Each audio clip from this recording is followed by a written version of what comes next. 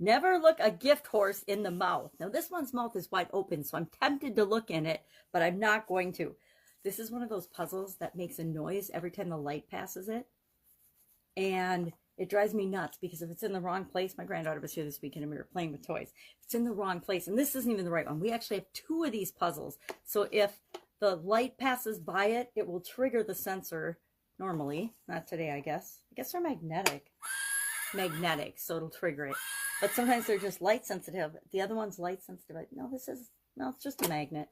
So anyway, I'm over analyzing the puzzle, but this puzzle has scared me more times than I like to admit because of the little lights and the little magnets, and every time it gets jiggled or jaggled or jingled, if a big truck goes by the house or something, all of a sudden the puzzle will make one kind of the animal sounds and scare the dickens out of me. What does that have to do with never looking a gift horse in the mouth? Absolutely nothing.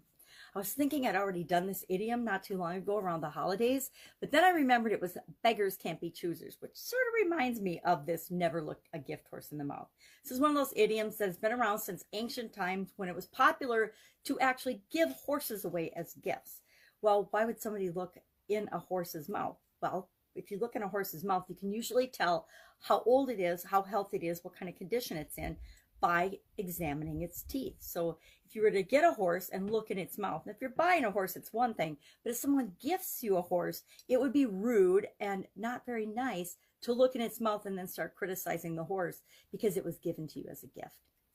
You know, how do we deal with it? Actually, John Haywood, it's been around for centuries, but John Haywood, in his collection of proverbs and idioms and things in Middle English, used it in about 1546. It's the first time I think that they believe it was actually written down and recorded.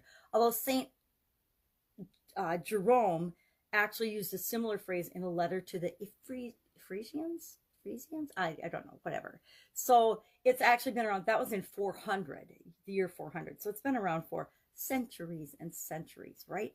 Anything that's been around for centuries, what do we know about it? It's probably impacted either us directly or indirectly through people that we know.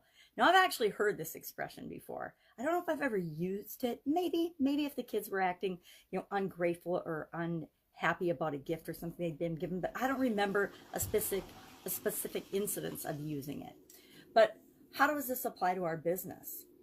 Well, like anything else, it reminds us to be thankful and grateful for the positive things that come our way and to focus on those positive things, not look for the negatives. It reminds us to not overanalyze things and look for things that are wrong. It seems to be human nature to be judgmental and to look for mistakes and things that are wrong in just about anything, every aspect of our lives, which is really kind of half backwards, right?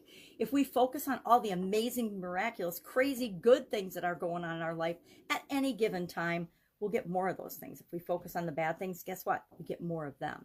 If you ever noticed that? If you don't believe me, just check it out. Try it today. Look around, focus on all the good things that happen, and at the end of the day, did you have a good day? Or do the opposite, and then at the end of the day, did you have a bad day? I don't recommend that, but go ahead, try it if you want. So what's another thing that this idiom, this expression, this reminds us to do? It reminds us to realize that it's the thought behind something that counts. And here's the cool thing about gifts. Gifts are a bonus, right? Nobody owes you a gift. Incidentally, nobody owes you anything. But when it comes to gifts, especially, nobody owes you a gift. I mean, we think that they do. Oh, it's Christmas, therefore my significant other should give me a gift. They owe it to me. No, they don't owe you anything. And in business, especially, nobody owes you gifts or bonuses or anything. That's just like icing on the cake. Now, we all like our cakes with frosting and icing, at least most of us do. But we don't judge the icing. Well, some people do, but we shouldn't, right? If somebody gives us a gift, even whether it's a cake or whatever it is on our birthday, are we going to criticize the cake? Some people do. I don't recommend it. A gift should be seen as something extra, something additional, something to be appreciated and thankful and grateful for, not something to be criticized, picked apart, and judged. Now, there's always going to be people that pick things apart and judge them. I just recommend you don't be one of them because they don't tend to be the most happy people on the planet. So I'd love to know your experience with this particular idiom or expression. Don't look a gift horse in the mouth. I actually really like it. I don't get very many occasions to use it because most of the people that I interact with are very grateful, very happy, very thankful, very positive people. Wasn't always that way, but nowadays I try to surround myself with people that I want to be around.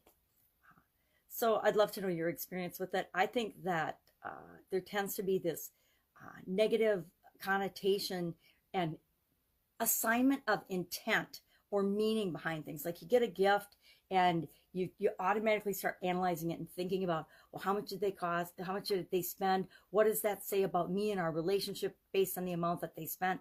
Which is really a waste of time and energy and the wrong focus, right? Hey, thank you so much for thinking of me on this occasion. I appreciate it. Thank you so much for taking, the care and to care enough to actually give a gift.